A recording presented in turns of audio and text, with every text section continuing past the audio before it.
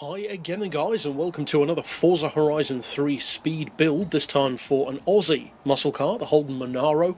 A car which I would say doesn't necessarily have, not the respect that it deserves, but maybe the opinion that it deserves to have from people. It's a lot quicker than you might expect it to be in comparison to other muscle cars. It can easily give any of the American muscle cars a fantastic run for their money. It's not the fastest muscle car in the game, but it's actually not that far off. Now, as far as tuning, and incidentally this tune is a YouTube exclusive to the channel, it's not on my storefront, so I would recommend the V12, that 1500 horsepower Aventador engine. Pretty much goes without saying. Some people might not want that, of course that's down to you. As far as the drivetrain, again, perhaps controversially, I've gone for all-wheel drive for the best launch, and also it helps out immeasurably off-road. Again, if you don't want it, don't have it, but don't expect it to be as quick off the line. For aspiration, of course, you want the twin-turbo, and as far as the rest goes, the visuals are, of course, down to you as far as rims, that kind of stuff, but for the rest, increase the power as much as you can, lower the weight as much as you can. As you can see, I have fitted the roll cage, because classic cars and muscle cars in particular do benefit the most from having roll cages. It helps your acceleration as well, helps stiffen up the body, reduce that wallowiness which they can sometimes have, and as a general rule, fit everything to the car with racing in the title. So the diff, the gearbox, the tyres, the brakes, everything.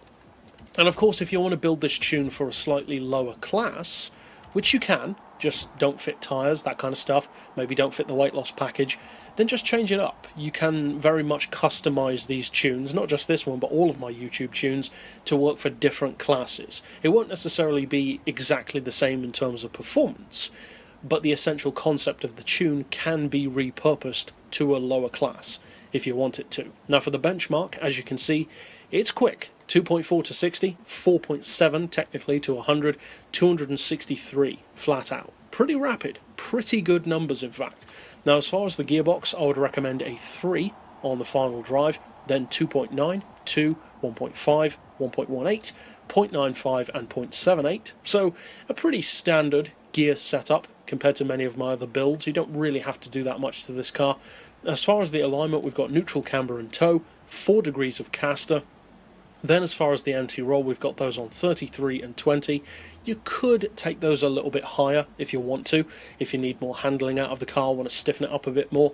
As far as the springs, we've got those on 205 and 136. I've opted for the highest ride height because, as I've said before, I like my muscle cars to be jacked up, but other people don't. Of course, I understand that, so slam it if you want to. It doesn't make a huge difference.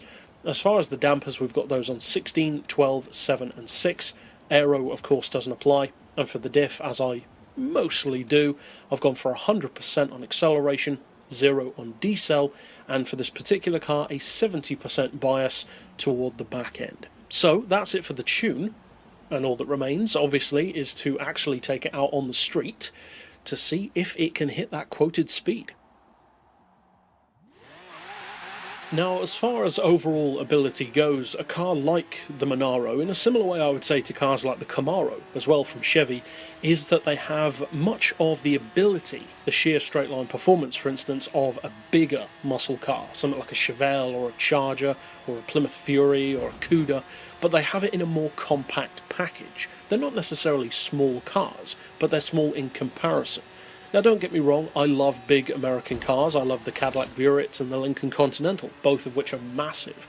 But a car like this, with all of that power in a smaller package, will always have the advantage in stuff like dense traffic, tighter corners, and even sometimes off-roading, like through trees in a forest.